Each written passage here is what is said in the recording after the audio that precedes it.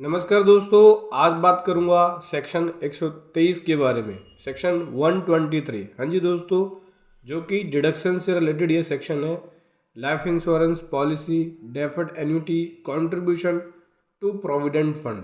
अगर आप इस तरह के स्कीम्स में इन्वेस्टमेंट करते हो, साथ ही साथ और भी कुछ अदर फंड है और स्कीम में उसमें इन्वेस्टमेंट करते हो, तो सेक्शन 123 के अंदर आपको ये डिडक्शन मिलेगा। पुराने एक्ट में 80C के अंदर ये डिडक्शंस था, अब 80C को रिमूव कर दिया जा रहा है। न्यू इनकम टैक्स एक्ट 2026 जो कि 1 अप्रैल 26 से एप्लीकेबल होने जा रहा है, उसमें ये नया सेक्शन 123 लेके आया है, जो कि आपको डिडक्शंस के बारे में बोलता है कि अगर आप इन सभी स्कीम में इन्वेस्टमेंट करते हो तो आपको डिडक्शंस मिल जाती है। डिडक्शन की लिमिट 1.5 लाख रुपए है।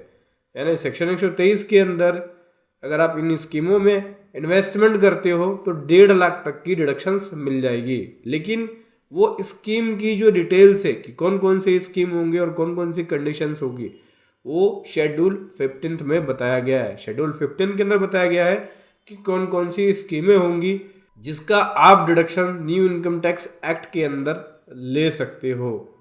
तो चलिए डिटेल में समझेंगे। उससे पहले बताना चाहूँगा, जो भी भाई बंधु मेरे चैनल पे पहली बार है, इस वीडियो को पहली बार देख रहे हैं, जिन्होंने अभी तक सब्सक्राइब नहीं किया, सब्सक्राइब कर लीजिए, साथ ही साथ बेल आइकन पे भी क्लिक कर लीजिए ताकि इस तरह का कंटेंट आपको मिलता रहे। तो सबसे पहले तो ये समझ लो कि न्यू इनकम टैक्स एक्ट में भी आपको डिडक्शन मिल जाएगा। न्यू इनकम टैक्स में ओल्ड रिजीम में अगर कोई पर्सन जाना चाहता है तो जा सकता है, और ये जो डिडक्शंस बताए गए हैं इसका बेनिफिट ले सकता है। हाँ जी दोस्तों, ओल्ड रिजीम में जाके आप ये बेनिफिट ले सकते हैं सेक्शन 123 का, जो कि पुराने एक्ट में 80C था, 80C को हटा के 123 लाया गया है। चलिए समझते हैं शेड्यूल 15 में क्या क्या कंडीशन है। देखो, ये है शेड्यूल 15, जहाँ पे कंडीशंस बताई गई है कि कौन कौन से केसेस में आपको डिडक्शंस मिलेगा। ठीक है, लेकिन उससे ये एक लॉ की लैंग्वेज में है, मैं आपको एक सिंपल लैंग्वेज में बताता हूँ शेड्यूल 15 में क्या क्या डिडक्शंस मिलेगा और किन किन स्कीम के अंदर उसका फ़ायदा उठा सकते हो। चलिए तो समझते हैं। सबसे पहला है यहाँ पे लाइफ इंश्योरेंस प्रीमियम। हाँ जी दोस्तों, अगर आप LIC पे कर रहे हो तो उस केस में आप डिडक्शन ले सकते हो।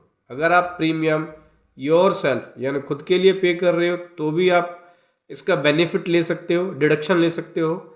स्पाउस के लिए पे कर रहे हो तो भी डिडक्शन ले सकते हो। चिल्ड्रन के लिए है तो भी डिडक्शन ले सकते हो। HUF मेंबर अगर पे कर रहा है तो वो भी डिडक्शन ले सकता है। लिमिट 1.5 लाख तक की है, जो कि मैंने आपको पहले ही बता दिया है। ठीक है। डेफर्ड एन्युटी, ये पेंशन प्लान, अगर मनी पे हो रहा है पेंशन प्लान के अंदर या एन्युटी प्लान के अंदर, तो उस केस में भी आप 123 के अंदर डिडक्शन ले सकते हो। गवर्नमेंट सैलरी है और जो एन्युटी के लिए उसका कंट्रीब्यूशन जा रहा है, तो उस केस में भी आप डिडक्शन ले सकते हो। ठीक है। अगला बात करें प्रोविडेंट फंड या सुपर एनुएशंस फंड। देखो, अगर कंट्रीब्यूशन PF में हो रहा है प्रोविडेंट फंड में तो भी आप डिडक्शन ले सकते हो। रिकॉग्नाइज PF में हो रहा है तो भी ले सकते हो। गवर्नमेंट PF में हो रहा है तो भी ले सकते हैं।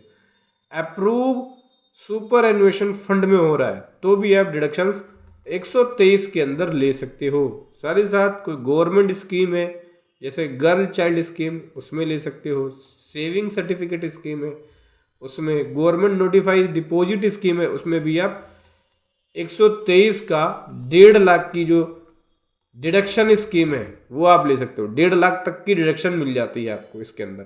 ठीक है। ULIPs mutual fund, pension fund, अगर इसके अंदर आप कंट्रीब्यूशन कर रहे हो तो भी आप डिडक्शन ले सकते हो। जैसे कि यूलिप्स में कर रहे हो, कई लोग यूलिप्स प्लान ले लेते हैं, आजकल पॉपुलर बहुत ज़्यादा यूलिप प्लान, तो यूलिप प्लान्स ले रहे हो तो भी आप डिडक्शन ले सकते हो। LIC का म्यूचुअल फंड है यूलिप प्लान्स, तो भी आप डिडक्शन ले सकते हो। म्यूचुअल फंड यूनिट का है तो भी आप डिडक्शन ले सकते हो। पेंशन फंड है म्यूचुअल फंड का, एडमिनिस्ट्रेटर का, ये स्पेसिफाई कंपनी का, तो वो भी आप डिडक्शन ले सकते हो। उसके बाद बात करें हाउसिंग स्कीम। हाउसिंग स्कीम में भी 123 का आपको डिडक्शन मिल जाएगा। डिपॉजिट कर रहे हो नेशनल हाउसिंग बैंक में तो आप डिडक्शन ले सकते हो, हाउसिंग बोर्ड से उसमें ले सकते हो, public sector housing financial company है तो उस केस में भी ले सकते हो। इसके अलावा ट्यूशन फी पे कर रहे हो आप तो भी डिडक्शन ले सकते हो, ओनली ट्यूशन फी पे कर रहे हो तो ले सकते हो। मैक्सिमम 2 चिल्ड्रन का मिलेगा, लेकिन फुल टाइम एजुकेशन होना चाहिए इंडिया में। डोनेशन अलाउ नहीं होगा डिडक्शन के लिए, डेवलपमेंट भी अलाउ हो जाएगा, ठीक है, डिडक्शंस के लिए। परचेज कर रहे हो या कंस्ट्रक्ट कर रहे हो हाउस प्रॉपर्टी तो उस केस में भी डिडक्शन अलाउ है। हाउस बाई कर रहे हो तो आपको मिल जाएगा डिडक्शन, कंस्ट्रक्शन कर रहे हो हाउस का तो भी मिल जाएगा, हाउस लोन रीपेमेंट कर रहे हो, प्रिंसिपल रीपेमेंट है उसका मिल जाएगा, स्टैम्प ड्यूटी रजिस्ट्रेशन फीस वगैरह है उसका भी आप 123 में डिडक्शंस ले सकते हो। क्या अलाउ नहीं होगा? रेनोवेशन, रिपेयर, मेंबरशिप, शेयर फी इन सोसाइटीज, ये सब अलाउ नहीं होगा डिडक्शंस के लिए।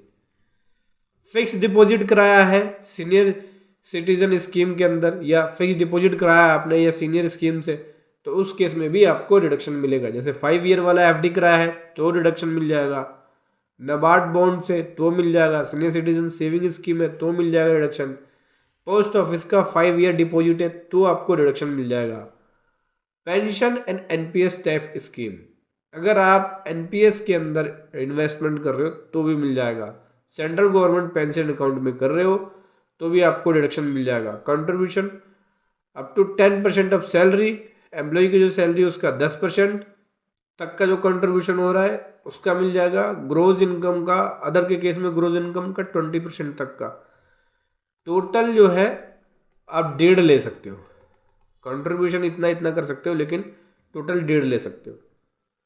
Equity shares, debenture, eligible mutual fund, अगर आप इस अप्रूव पब्लिक कंपनी इश्यूज के अंदर इन्वेस्टमेंट करते हो तो भी आपको डिडक्शन मिल जाएगा। Approve mutual fund capital issues में करते हो तो भी आपको डिडक्शन मिल जाएगा। हाउस प्रॉपर्टी डिडक्शन रूल क्या है? अलाउ होगी payment installment of housing boards, जो इंस्टॉलमेंट पे कर रहे हो उसका आप डिडक्शन ले सकते हो। लोन प्रिंसिपल रीपेमेंट हो रही है उसका ले सकते हो। स्टैम्प ड्यूटी रजिस्ट्रेशन फीस का ले सकते हो।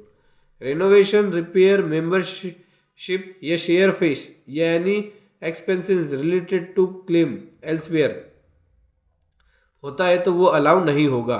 डिडक्शंस आपकी कैंसिल हो सकती है। कौन कौन सी कंडीशन है जहां पे आपकी डिडक्शन कैंसिल हो जाएगी अगर आपने ये कंडीशन फुलफिल नहीं किए तो? समझना, इन्वेस्टमेंट लॉक इन पीरियड है ये। लाइफ इंश्योरेंस अगर 2 ईयर के अंदर, 2 साल से पहले ही आपने उसको लाइफ इंश्योरेंस को, एलआईसी को ब्रेक कर दिया, तोड़ दिया, तो वो इनकम ऐड बैक हो जाएगी आपकी इनकम में। साथ ही साथ यूलिप प्लान 5 साल के लिए, हाउस प्रॉपर्टी 5 साल के लिए, इक्विटी शेयर 3 साल के लिए। ये जो टाइम पीरियड है ये लॉक इन पीरियड होगा, इतने साल तक आपको प्रीमियम पे करना होगा। इसके बीच में अगर आप तोड़ते हो तो जो भी आपने डिडक्शंस क्लेम किया होगा अपनी पुरानी आईटीआर के अंदर, वो डिडक्शंस टैक्सेबल हो जाएगी, वो आपकी इनकम में एडेड बैक कर दी जाएगी। ठीक है, तो ये लॉक इन पीरियड का आपको ध्यान रखना है कि इतने पीरियड तक लॉक हो जाए डिडक्शंस। टैक्सेबल होगा विड्रॉल, अगर 5 साल से पहले एफडी का विड्रॉल कर लिया गया सीनियर सिटीजन के द्वारा, जो पोस्ट ऑफिस एफडी का आपने डिडक्शन ऊपर क्लेम किया था और 5 साल से पहले ही विड्रॉल कर लिया, तो वो टैक्सेबल हो जाएगी, एडेड बैक हो जाएगी इनकम में। सरेंडर कर दिया पेंशन प्लान, ये पेंशन रिसीव हो गया, तो उस केस में भी टैक्सेबल हो जाएगी। पेंशन स्कीम से एग्जिट हो गए तो उस केस में भी जो भी डिडक्शन लिया होगा वो भी टैक्सेबल हो जाएगी। तो समझ में आया? लॉक इन पीरियड जो दिया गया है उस लॉक इन पीरियड को आपको बना के रखना है, उस ईयर तक आपको इन्वेस्टमेंट करके रखनी है। अगर आप इस बीच में तोड़ते हो इसको तो उस केस में जो भी डिडक्शंस लिया होगा वो टैक्सेबल हो जाएगी, आपकी इनकम में एडेड बैक हो जाएगी, यानी डिडक्शंस डिसअलाउ हो जाएगा। शॉर्ट में बात करें तो सेक्शन 123 के अंदर आपको डिडक्शंस मिल जाएगा इंश्योरेंस का, यानी एलआईसी का, पीएफ का, पेंशन का, हाउस लोन रीपेमेंट का हो गया, ट्यूशन फीस का हो गया, एफडी का हो गया 5 ईयर वाली, सीनियर सिटीजन स्कीम्स का हो गया, म्यूचुअल फंड्स का हो गया, शेयर्स का हो गया। तो इन सब का आप डिडक्शंस क्लेम कर सकते हो सेक्शन 123 के अंदर।